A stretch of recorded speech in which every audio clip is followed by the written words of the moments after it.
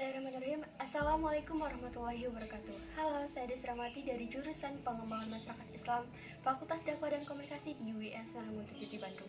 Semester 6 kelas A dengan NIM 188040029. Pada kesempatan kali ini saya akan mengulas kembali jawaban-jawaban dari pertanyaan yang diajukan oleh Bapak Ronas pada mata kuliah Riset Aksi. Apa yang dimaksud dengan riset aksi? Telah kita ketahui bersama bahwasanya riset atau penelitian merupakan mencari sesuatu yang baru atau mencari sebuah fenomena. Riset aksi merupakan kegiatan penelitian yang dilakukan secara sistematis dan menggunakan prosedur ilmiah untuk mengatasi suatu masalah dan mengubah suatu keadaan di daerah tersebut menjadi lebih baik lagi dan dilakukan secara bersama-sama. Jadi, posisi aku sebagai peneliti mengorganisir pemikiran seolah mengalaminya pada saat itu. Hal ini juga didukung oleh pendapat dari Hopkins yang berpendapat bahwasanya kombinasi dari aksi dan riset menghasilkan aksi, sebuah bentuk dari disiplin pemeriksaan yang mana usaha seseorang dibuat untuk mengerti, memperbaiki, dan membentuk ulang praktik. Fasilitator merupakan seseorang atau sekelompok yang memberikan bantuan guna memperlancar suatu program atau kegiatan sekelompok masyarakat, sehingga jalannya suatu program atau kegiatan dapat berjalan dengan baik dan meminimalisirkan segala hambatan. Fasilitatorlah yang mensosialisasikan program dan berperan sebagai perencana, pelaksana, pengelola kegiatan secara aktif, serta menjadi narasumber yang baik untuk berbagai permasalahan.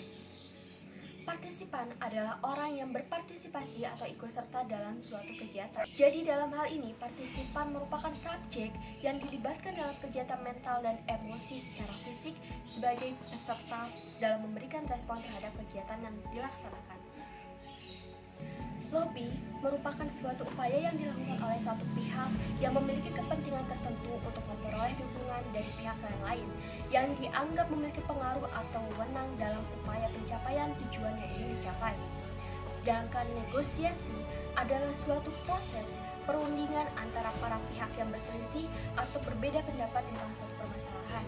Walaupun lobby dan negosiasi bentuknya berbeda, namun keduanya memiliki esensi dan mempunyai tujuan yang sama, yaitu untuk mencapai suatu target atau objek tertentu. Kenapa relasi belajar riset aksi harus subjek-subjek? Telah kita ketahui bersama bahwasanya dalam aktivitas riset aksi, sang peneliti dan masyarakat saling mempengaruhi, saling menjalin kerjasama satu sama lain, saling menjalin relasi, dan berhubungan timbal balik. Keduanya harus berada di posisi subjek-subjek, karena peneliti dan masyarakat mempunyai tujuan yang sama. Jadi dalam hal ini, peneliti dan masyarakat saling terlibat langsung dalam fenomena yang dikaji, saling berupaya langsung memperbaiki persoalan yang dihadapi, menyusun rencana secara bersama, sehingga kedua belah pihak saling bergerak, terjun langsung dalam melakukan program yang telah disepakati bersama. Dalam proses riset aksi, kita sebagai peneliti jangan hanya menjadikan masyarakat menjadi objek semata. Karena jika peneliti atau fasilitator meninggalkan daerah tersebut, maka apa yang terjadi? Tentunya masyarakat tidak terbiasa untuk mandiri, apalagi madani. Jadi dalam riset aksi juga harus fokus pada proses, bukan hanya hasil semata. Sehingga keduanya harus learning by doing and teamwork. Maksudnya ialah sekelompok orang yang saling bekerja sama satu sama lain agar tercapainya harapan dari kedua belah pihak, serta keduanya saling berdaya dan saling memberdayakan satu sama lain. Tahapan-tahapan siklus riset aksi dari Sisdamas. Yang pertama, soswal dan RW. Sosialisasi awal atau soswal merupakan pertemuan formal pertama oleh masyarakat sebagai hasil transek dan observasi. Tahapan soswal terdiri dari observasi dan transek, soswal tingkat basis dan soswal tingkat desa. Sedangkan rembuk warga atau RW merupakan proses upaya mendorong masyarakat agar melakukan program pemberdayaan masyarakat bersama peserta yang lainnya secara lisan maupun tulisan. Pada tahap ini, diharapkan masyarakat ikut terlibat aktif dalam menyampaikan pendapatnya. Isi kesepakatan dalam rembuk warga ini ialah masyarakat menerima serta berkomitmen yang kemudian melakukan aksi secara bersama-sama. Yang kedua, refleksi sosial. Refleksi sosial merupakan salah satu upaya guna mengingatkan, merenungkan, mencermati, dan menganalisis kembali suatu tindakan masyarakat yang telah dilakukan atau untuk mengetahui apa yang telah terjadi sebelumnya. Refleksi sosial dapat dilakukan secara paralel dengan sosialisasi untuk menumbuhkan kesadaran kritis masyarakat terhadap akar penyebab masalah sosial. Substansi dalam refleksi sosial ialah yang pertama, olah pikir, yang merupakan proses analisis kritis terhadap permasalahan sosial yang dihadapi. Dan yang kedua ialah olah rasa, yang merupakan proses untuk merefleksikan apa yang berhubungan dengan sikap dan perilaku warga terhadap permasalahan sosial. Tahap yang ketiga yaitu pemetaan sosial atau PESO.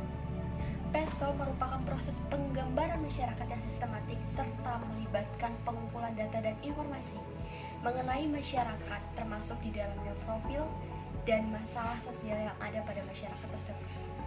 Tahap selanjutnya yaitu pengorganisasian masyarakat atau orgamas.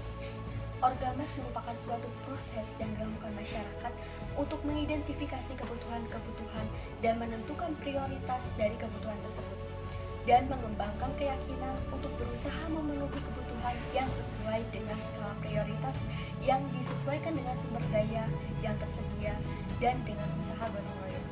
Jadi, pengorganisasian masyarakat bukan hanya sekedar melakukan penggerakan masyarakat untuk mencapai sesuai kepentingan semata, namun proses mencari penyelesaian secara bersama yang didasarkan pada potensi yang ada di dalam masyarakat.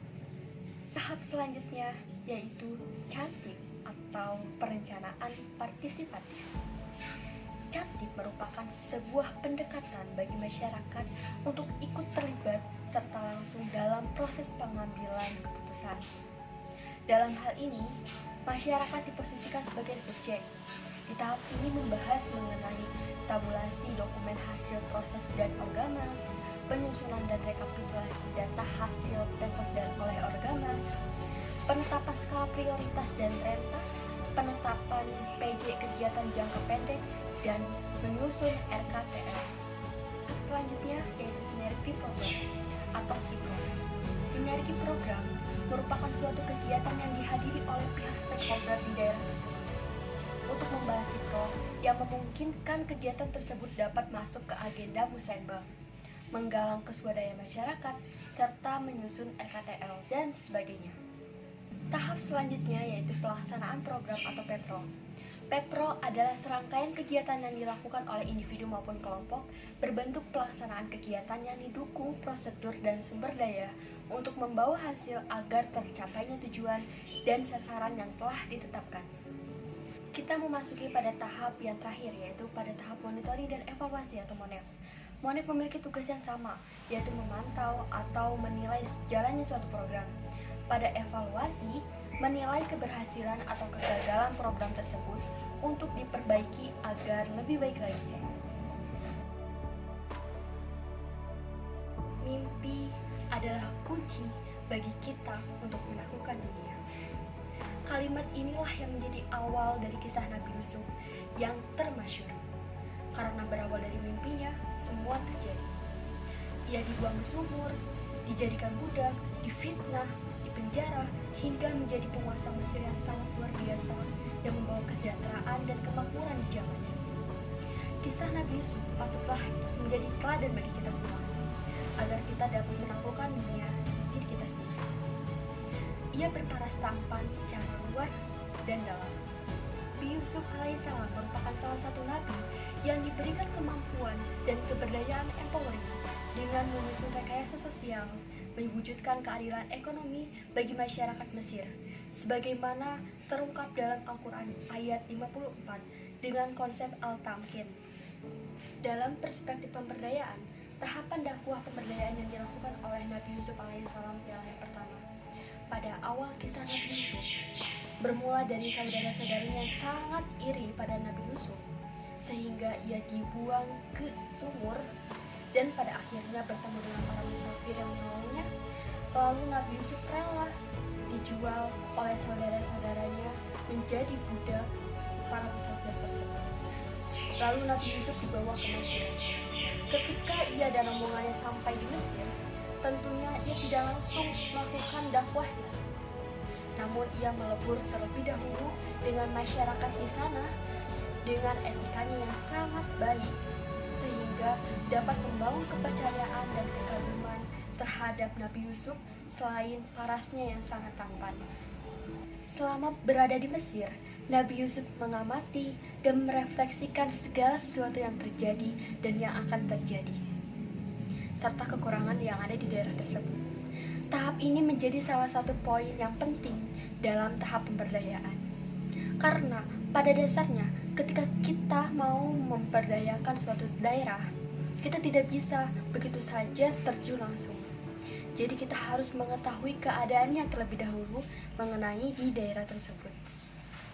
Tahapan dakwah pemberdayaan terlihat jelas pada episode ke-20 ketika Nabi Yusuf diangkat menjadi Kesultanan Agung dan menjadi penanggung jawab pertanian Mesir. Pada saat pengumuman, saat itu juga ia langsung membahas mengenai Mesir yang akan menghadapi 7 tahun masa panceklik dan 7 tahun masa makmur. Sebagai seorang pemimpin, ia pun langsung memberitahukan kepada masyarakat mengenai solusinya.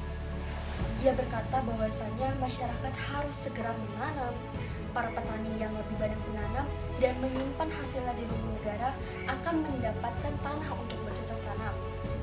Lalu, solusi lainnya ialah dengan jual beli gandum, menyimpan gandum untuk persediaan tahunan.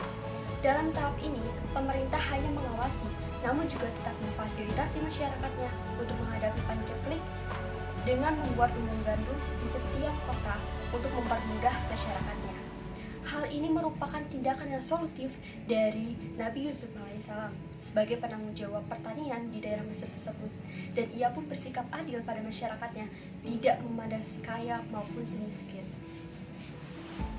Sepanjang perjalanan kisah Nabi Yusuf, pada akhirnya masyarakat menjadi mandiri dalam menghadapi berbagai permasalahan yang dihadapinya, dan juga masyarakat mampu bekerja sama dengan kebijakan pemerintah. Dalam hal ini juga kita bisa mengambil hikmah sesuai dengan firman Allah SWT dalam Quran Surah Ar-Ra'd ayat 11 yang berbunyi, sesungguhnya Allah tidak akan merubah keadaan suatu kaum sebelum mereka merubah keadaan yang ada pada diri mereka sendiri. Demikianlah jawaban-jawaban dari pertanyaan yang diajukan oleh Bapak Ronas dalam mata kuliah Riset Aksi. Kurang lebihnya mohon maaf, semoga bermanfaat. Wabillahi